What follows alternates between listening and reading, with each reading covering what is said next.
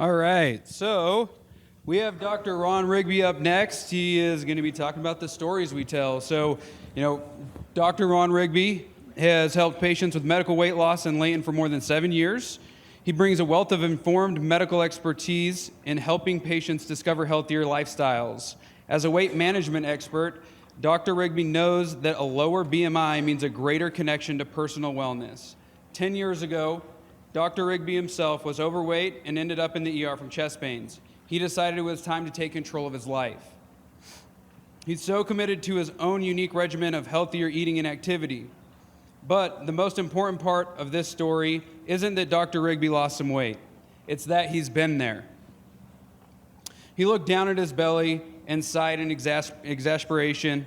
He's drooled over a piece of chocolate cake. He's gotten on the seat of a bicycle and pedaled until his muscles ached. Dr. Rigby knows that with the right information and encouragement, anyone is capable of losing weight. You might find Dr. Rigby pedaling his bike around Layton or spending time in the park with his family. He wants to help every patient learn that a healthy lifestyle means more than just a smaller number on the scale. It can mean less stress, better sleep, and improved human experience. So here he is, Dr. Rohn Rigby.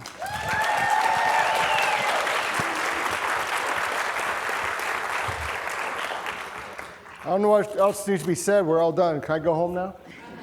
Guess not. Okay. So the stories we tell. So as you can tell from there, I'm ABOM, so American Board of Obesity Medicine certified, and also family practice. So I'm a little different than the typical family practice doctor. I do see patients on a regular basis, but as was said before, I look at it a little bit different, and I'm looking at it from the obesity aspect. Not that obesity is a bad thing. It is actually, but we can't just go by the weight. We have to look at how your body's functioning and what we can do about it. So we've always been taught, eat less, exercise more. Anybody not heard this idea before? Oh, we got one. Okay, so we haven't reached it. I haven't reached it yet, but we've been taught this for our whole life: is to eat less, exercise more. It's all about calories in and calories out. It's all about that. Unfortunately, it's not that simple. If it was, none of us would have weight issues, because none of us have never thought about, well, if I just eat less, I'll go exercise more, I'll do a lot better, I'll be healthy like everybody else. Before we go much farther, just because you're skinny or quote unquote healthy, let me rephrase it, just because you're skinny doesn't mean you're healthy, so keep that in mind. We have a term in the obesity realm is TOFI, fat on the inside, thin on the inside, fat on the outside. Let me get this right one more time. Thin on the outside, fat on the inside. There we go, TOFI. So astonishingly, as you can say, more people have weight-related issues than they do hunger. And if we actually understood that, we would actually have conferences with leading experts and all this trying to solve the problem, because if there's an epidemic of an infectious disease, they would be discussing us on the news on a regular basis. They would be having meetings on a regular basis trying to solve this problem.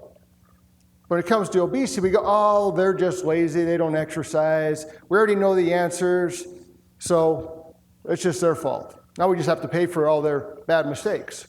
At least that's what we're always taught. So when we're talking about obesity, let's talk about some basic stuff that we look at. We look at a BMI. BMI is body mass index. To give you an idea, most of these are based off Caucasian numbers. So if you're of Asian American or Asian, that doesn't fit in here. So keep in mind it's not for everybody. However, underweight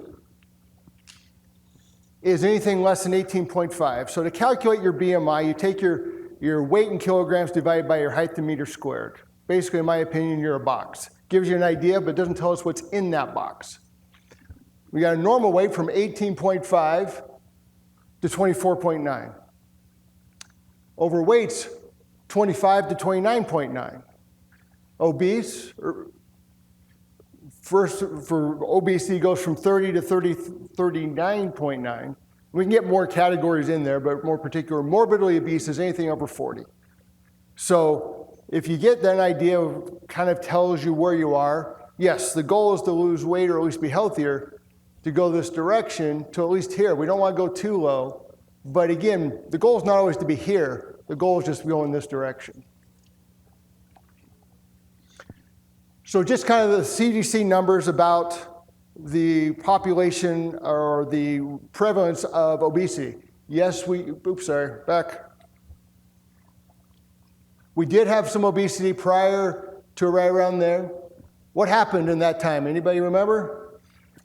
Food pyramid changed. I'm not saying it's all, but it's kind of ironic that everything kind of changed about that same time when the larger people, rephrase that, higher up people in the whole democracy aspect started to tell us how we're supposed to eat.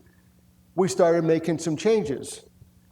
And things have kind of continued to go up. And if you go way over here, extending out a few more years, well, about 30 years, they're going to say 50% will have this problem.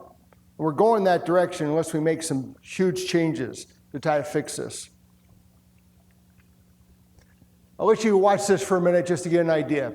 It looks at the CDC numbers as the trends in obesity have changed over the years.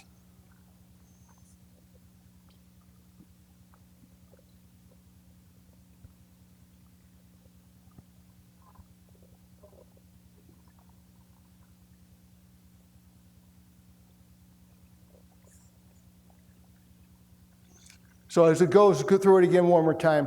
Think about if it was just eating less, exercise more, don't you think those people, which is a wide spectrum, would at least have figured it out and tried it? But obviously not, because the numbers just get worse and worse. And as you see, the numbers or the colors have to change because they have to go to a higher and higher number.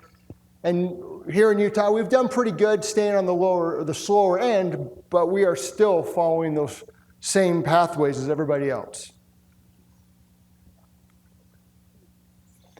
Kind of a little joke idea is if 50% are obese, I'm average. And unfortunately, that's kind of how people look at it. It's like, well, I'm not as bad as they are, so I'm all right. I'm kind of in the middle. Doesn't mean we're healthy. We've got to control this and get people going the right direction. Unfortunately, it's not just adults. We're having the same problem in the pediatric or the kid population. And I didn't put it on here, but we've actually got an epidemic of obese 6-month-olds. Well, it's not because they're not exercising, and they don't have a lot of control of well, they do have a lot of control in their eating, but a lot of moms who are trying to feed is like, come on, kid, you got to eat. No, we're having a problem because it's not just about the food aspect. And the rates just tripled in that amount of time. Our lives are getting worse, so we're trying to get healthier. According to the Obesity Medicine Association, this is their definition of obesity. It's a little bit more than just the BMI. It's a multifactorial aspect from genetics to our environment to hormones and different aspects. So again, it's not just as simple as we always want to make it out to be. So we talk about hormones. Well, hormones in general are a chemical-based structure released from one cell to now go tell another cell what to do. And unfortunately, we always talk about, when we talk about hormones, we usually talk about the sex hormones. Oh, my estrogen, my testosterone, or my progesterone's out of whack. Or maybe it's not my sex hormone, but it's my thyroid. Well, that was just about 4 of them.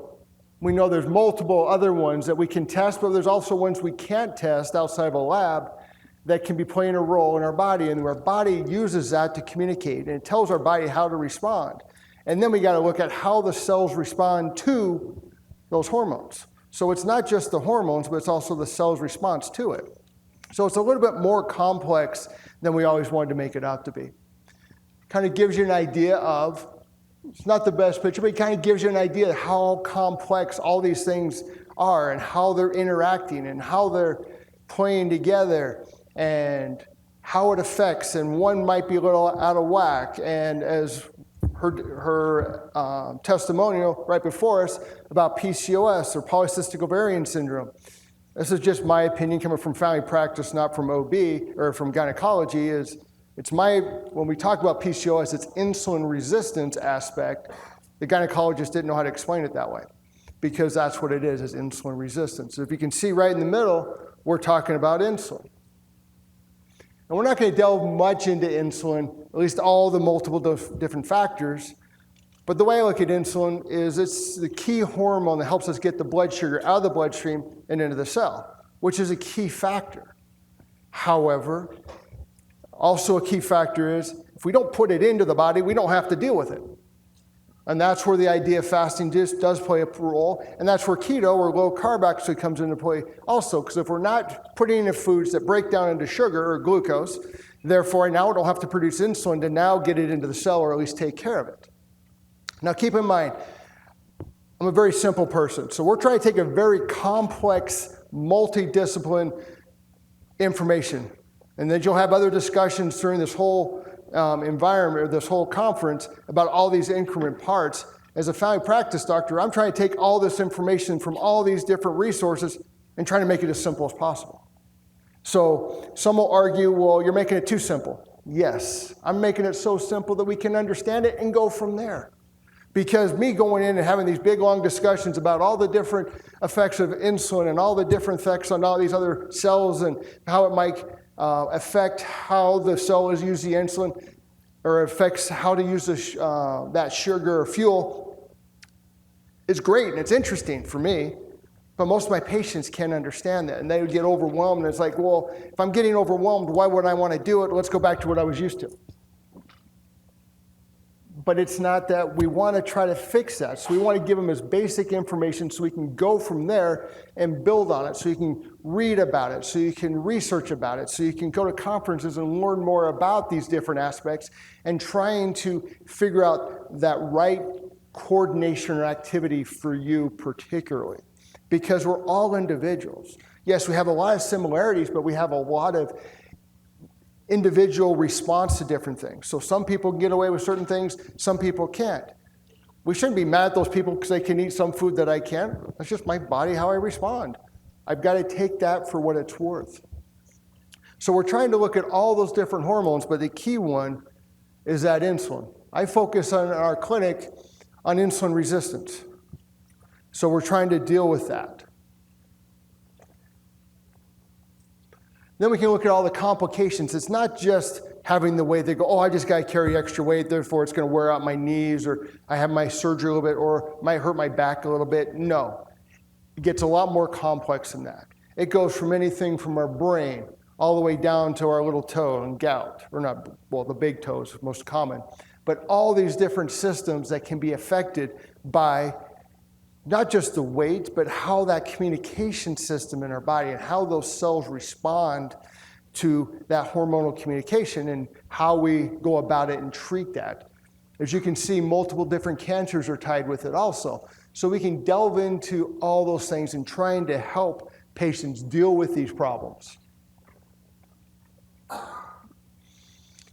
So we get a little bit more complex when you come see us in the clinic, we delve into it. We look at your family history because the genetic information that mom and dad gave to you the day you were conceived is part of it. If mom and dad are both diabetics or had weight issues at the time, puts you at a higher risk. Or there's a strong family history of high cholesterol, which we can argue pro or con, as you can listen to Dave's discussion before, but all that different aspect, but that's part of it.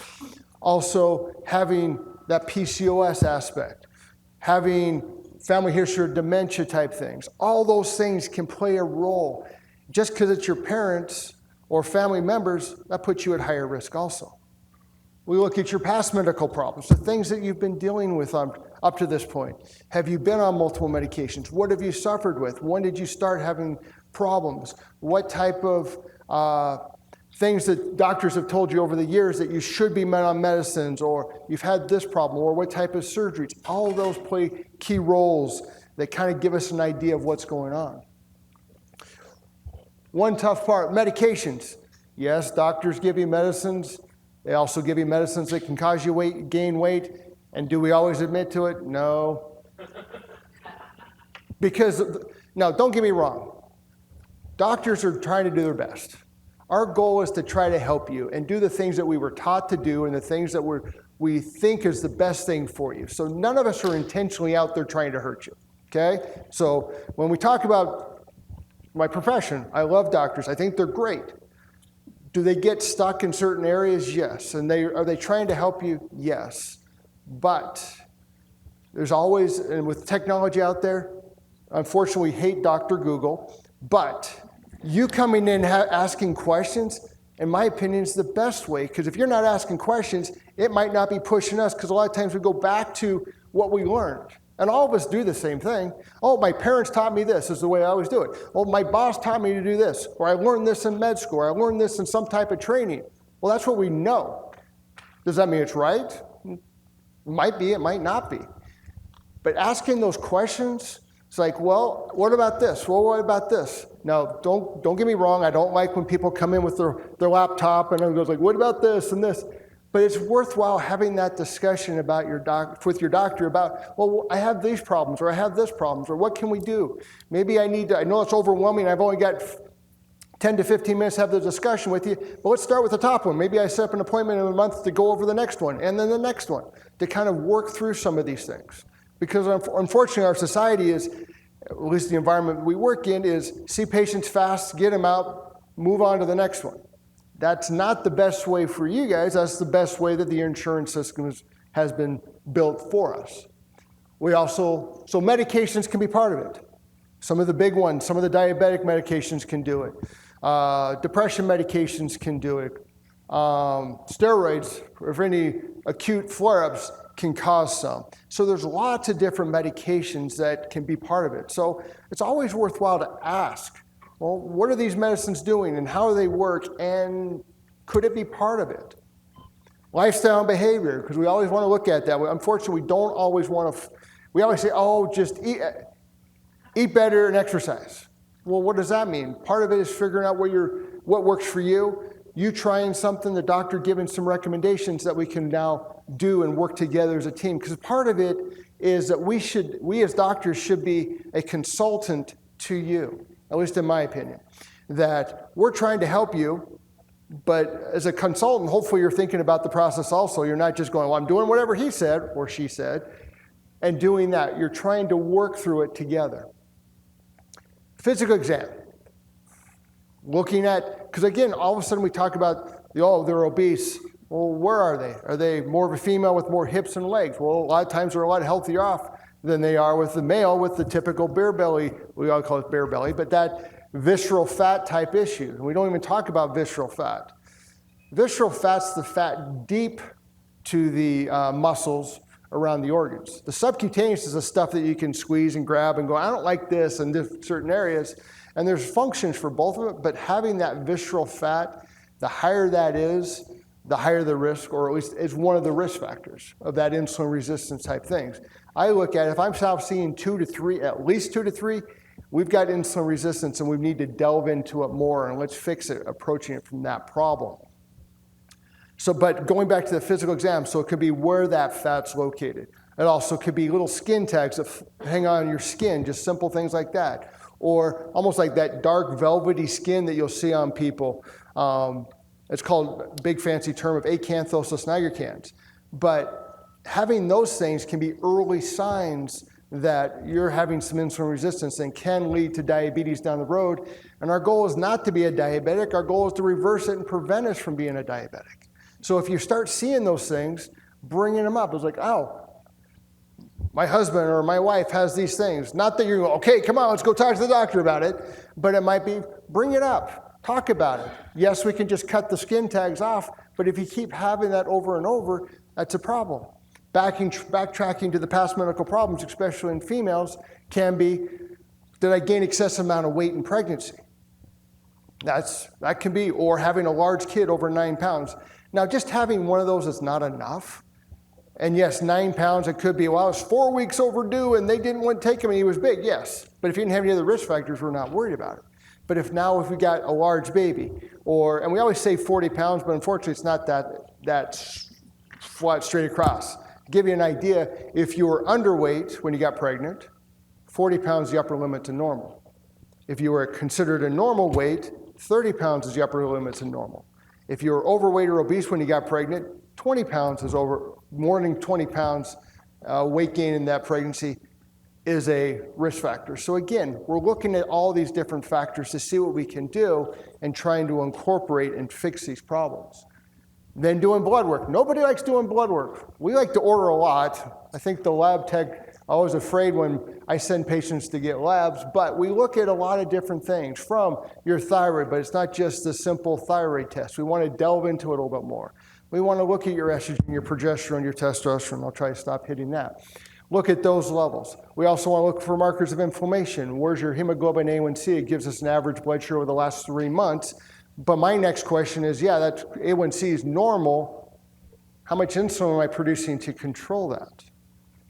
We're not always taught to look at that insulin aspect. We're just taught, oh, your A1C is great. I'm just going to give you a quick example of somebody I had in the office a little while ago, that this is a 19-year-old female with multiple, looks like PCOS type symptoms, acne, that acanthosis nigricans, skin tad, irregular menstrual cycles. And the mom says, we're concerned about PCOS. We think she has it, but they've tested her a couple times and everything was fine. And they said their A1C was fine. I go, great, let's do it. So when she came back a couple of weeks later, her A1C was normal. Just to give you an idea, normal goes from 4.3 to 5.6. So 5.6 put an average blood sugar about 114. Increased or at risk for diabetes puts an A1C of 5.7 to 6.4, which would put your average blood sugar about 136 at that upper limit. And anything over 6.5, you're now full-blown type 2 diabetic. Her A1C was 5.1, so great, it was totally normal. But when we checked her insulin in a fasting state, to give you an idea, normal goes up from about 2.3, depends on the lab you look at. Let's just use 20 as the upper limits. They have 20 and 25, but we'll use 20. Her insulin at the time, 79. So she's not producing a little of insulin, not a lot of insulin, whatever we want to say, amount of insulin to help control it. Does that make sense? So yeah, her A1C was great. But if that's all we're looking at, we're going, oh, you're fine, don't worry about it. We've got to get that whole picture, and that's where doing some of this blood work can definitely help us. And then in our office, we also don't just get on a typical scale, we get on a bioimpedance scale, so it kind of gives you some more information of what's making up that weight. Because you looking at that number on the scale doesn't tell us anything. Well, how much is fat? How much is muscle? Where's that fat is? Or how much is bone? What's your essential organs? Some of that stuff's good. We want to have it. But again, where's that fat located as part of it also? We have a little saying in our office that traditional scales are not the best information. So don't look at it. If you're concerned, you're seeing some trends, great. Let's see what we can do about it. But unfortunately, we make all that judgment by that stupid number on the scale. Don't look at it, because it doesn't tell us anything. All it tells us is the gravitational pull on a mass. That's all it is. We could take a trip all the way down to San Diego. I like San Diego, that's why I go there. And take a mass on a scale and get a weight. Now we get back on the plane and come all the way back here. And since I'm in Davis County, so a little bit north, I go up to Francis Peak. Up on the mountain. We can drive all the way when the snow clears out. And we go all the way up there. We take the same scale, same mass. Do we get the same weight? Nope. So don't worry about it. So the bioimpedance gives us a little more, like I just talked about. How much is fat? It gives us an idea if it's the subcutaneous or if it's the visceral fat. It gives us an idea of how much of your weight is bone. Because we want bone. If it gets too thin, then we get into a whole other problem of osteopenia and osteoporosis.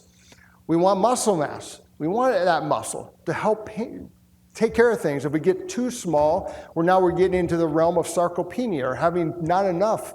And we've had that discussion about the amount of protein you need. And yes, the older you get, the more protein you need. But we want to do it based off this muscle mass, at least to kind of figure out what's best for you. But we want to have an idea. And there's multiple systems out there to look at it.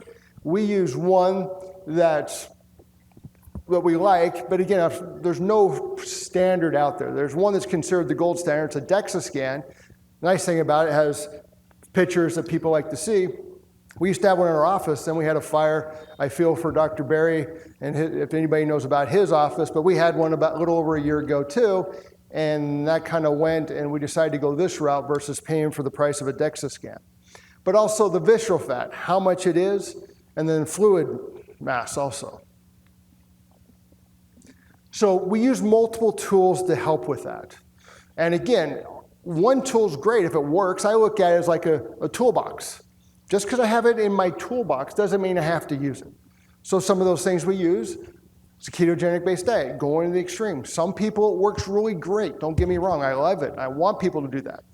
But sometimes they don't tolerate, or they can't get there, or they don't think they need to go there, and they're not willing to go there. So let's go low carb. And if they're getting the benefit that they feel like they're getting the benefits they need, great, let's use it. We'll incorporate some intermittent fasting. Some of the benefits, we had that discussion this morning about the benefits of fasting and trying to get your body, and what it really helps with, in my opinion, what does it really help with?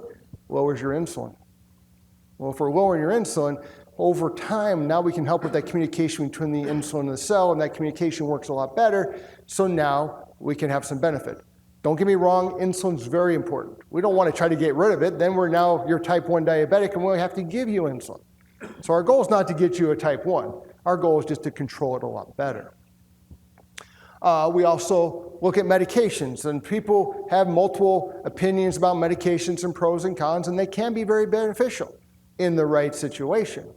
And there's multiple different things that we can use as a tool, but if you're going, I'm going to bypass all that stuff at the top, I am just going to take a medicine, it could help. But why waste the time when there's some other things that you can do that might help you more? But medications from metformin help with the insulin sensitivity. Yes, we use it for diabetes, but we can also use it for insulin resistance. We'd use it in the PCOS aspect. So we use it in a lot of that. Some of the newer medications, which are injectable medications, a GLP-1 agonist, GLP is another hormone in our gut that can help with the communication, and we can use that. And it's shown to actually help your body use the insulin, slow down the breakdown of the insulin so we don't have to produce as much insulin. But we can also slow down the gut a little bit, and it helps in the kidney aspect, but it's also shown to actually help in the brain.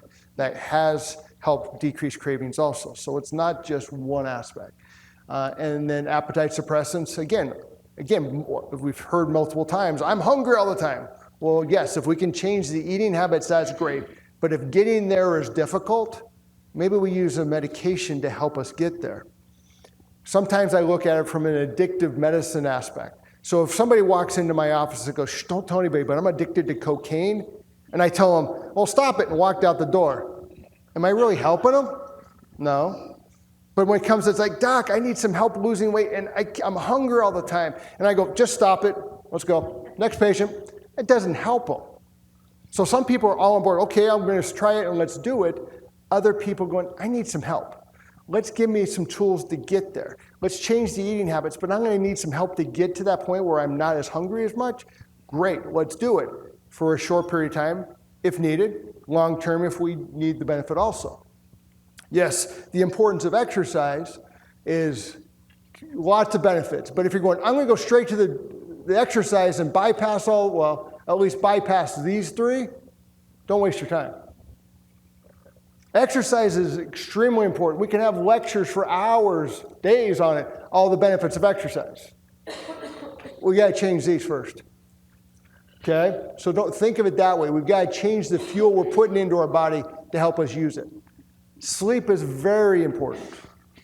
Unfortunately, all of us are going, sleep's not that important. I'll just get as many hours as what I can get, and I'll just drink all my caffeine.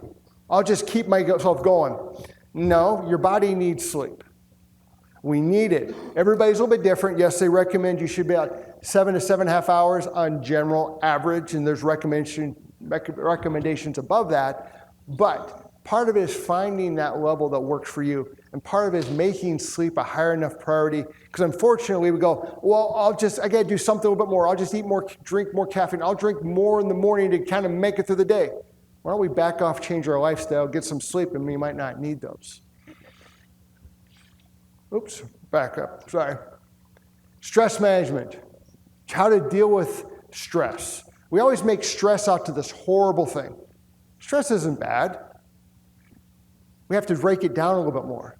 Into distress, it's like, I don't like my boss. I'm in a bad relationship, work struggling, whatever. Or eustress. Not saying this is fun, but the excitement about doing it and getting prepared, or I like to do what I'm doing, or I'm excited about doing this next workout, or learning some new stuff. That's all stress also.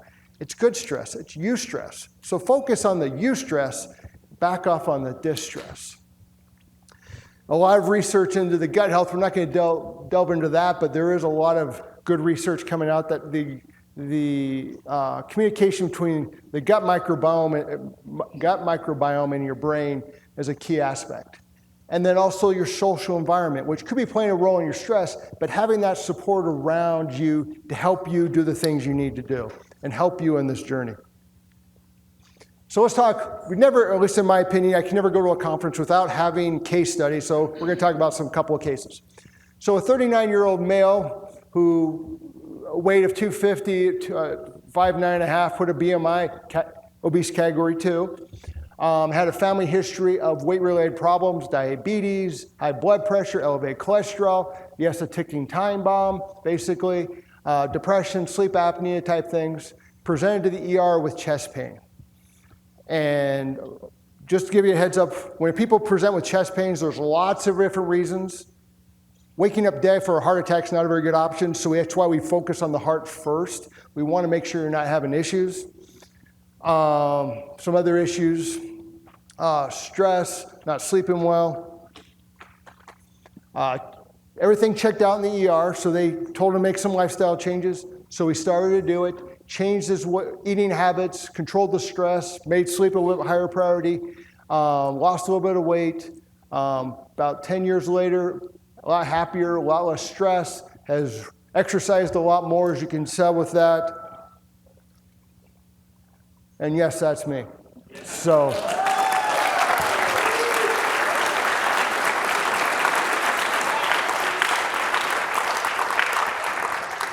unfortunately, a lot of times, especially when your doctor's more interested in this, a lot of it's because we have had these issues. Something's happened to us. We're a ticking time bomb, and we know the problems that can come, so we don't want it. So that's part of it. Not that we always want to show all these things, but just show that it is possible to make those changes. Let's do another one real quick. This one's a little bit different layout a little bit, but at the time, full-blown diabetes with if you come down here, A1C of 8.6 on long-acting insulin. Glyburide would actually can go tell your pancreas to make more insulin. Trulicity is one of those GLP-1 medicines we talked about, and metformin at the maximum dose. Put his BMI at 35, so obese category 2. Now, if you can go back to all those numbers we heard about with Dave Feldman this morning, if you look at that triglycerides divided by your HDL, not a very good ratio. He would agree with that. So not a good situation. Change some eating habits, and now considered, people would say, because he's still on metformin a little bit, but his A1C has improved dramatically back into that quote-unquote normal range. His triglycerides dropped like a rock, and his HDL didn't change much, but if you look at the ratio, that's a lot better ratio. So it's not just about the numbers, but about the ratios also. And that's him. He's actually one of my nurse practitioners who is here also. So he's...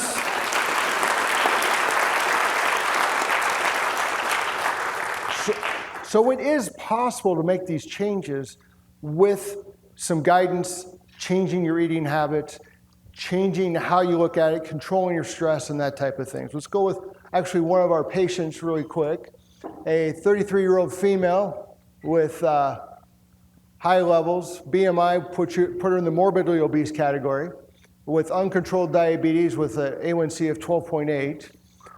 Yeah, not very well, and multiple medications, PCOS or polycystic ovarian, infertility type issues, high lipids, and again, another ticking time bomb, who changed her straight keto, dropped down quite a bit of weight, right on the borderline of normal and overweight, but for where she came from, normal in our opinion, and an A1C down to 4.7 with key aspect, no medications.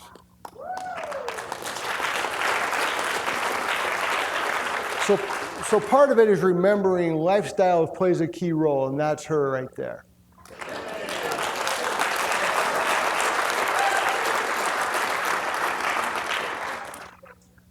So a little statement of, you've seen it on the internet, but we've proven that would go along with the prior things, that not just eating greens and grass and walking and exercising is really going to help us.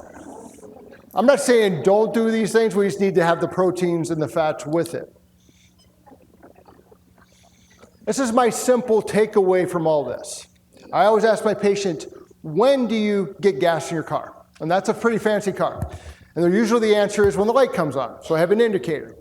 My next question is, when do you stop putting gas in the car? And they go, usually when it pops off, so I have another indicator. And I go, well, my next thing is, I'm assuming your car runs on unleaded, just playing the odds, because most of them are unleaded versus diesel, but you're going to take unleaded versus diesel. And they go, yeah. And I go, 3 things to get out of that to relate with what we're talking about. 1, when should I eat? When I'm hungry. Not because I'm stressed, not because I'm bored, because I'm truly hungry. 2, how much should I eat? Till my body's done. Not till I hit a certain number, not till I hit my calorie count numbers, not till my macros fit, till I'm full. Not full, till I'm content. But number 3, the most important part, put the right type of fuel in your body. I look at it this way. There's 5 things you've got to put in your body to keep you alive. Water, air. If I take those away, you're dead. It's not helpful for us, and people get really mad at me for giving you that advice. So keep putting that in. Protein, fats, micronutrients. Now, some will argue there's only one cell. Others will argue there's cells in different organs. I always go with 4 just because it's a little bit more dramatic. But there are cells in 4 organs that need sugar. Your brain, your eyes, your kidneys, red blood cells. It's cells in it, not the whole thing, just cells in it. But 4, your brain, your eyes, your kidneys, your red blood cells. And you're going, wait a minute, my body needs sugar, but you're telling me to put very little in. But we have a backup system called gluconeogenesis that breaks protein into sugar. So let's use it. So again, going back to the whole analogy of gas. So if you guys are driving home, and all of a sudden the light comes on, you go, crap, I need gas. So you pull over, you get out to put gas in the car, and as soon as you grab the nozzle of that unleaded, the pump comes up and says, sorry for the inconvenience. All the unleaded's gone, but the diesel's at a quarter price. You're going, well, I need fuel, let's put it in. How many would do that? We got 1, okay. But how many would go, I've been working all day, I'm busy, I am hungry, I'll take whatever's available. We do it all the time. We would never do it to our cars, even if it's not this fancy, but we wouldn't do it to our car, but we do it to our body on a regular basis. So let's be a little bit more mindful of that fuel that we're putting into our body, because it plays a key role in how it affects us. So just some samples, statistics from our clinic. So key thing with all of this is to remember, these are the numbers, but who have seen us for at least 6 months. So in that time, we had 400, so basically a little bit bigger than this room of these people have seen us on a regular basis for 6 months, with an average weight loss of 32 pounds, with a top weight, at least that's the high number we saw at the time we were looking at it, which puts us about that many pounds that we've helped people lose. And it's not always just about the weight, but fixing them metabolically. But to get a better idea sometimes is the size of an adult elephant, so 1.1 elephants. Since it's Utah and there's always minivans, we picked a Toyota Sienna. So almost 3 minivans, but also because keto, so we're going to look at ribeye. That's the weight. That's about how many steaks at that size that we've taken off. So hopefully get a better idea of the eating habit. The keto is very beneficial, can help you in a lot of different ways to help increase these types of numbers, to get our healthcare values down, to help fix us. And if anybody interested, that's where we are. But we're here to help people and to understand that it's not just the weight, but we've got to look at it from a different perspective and help with our healthcare, because there's no way we can keep up with the problems that we have now, with the system we've got now. We've got to fix it.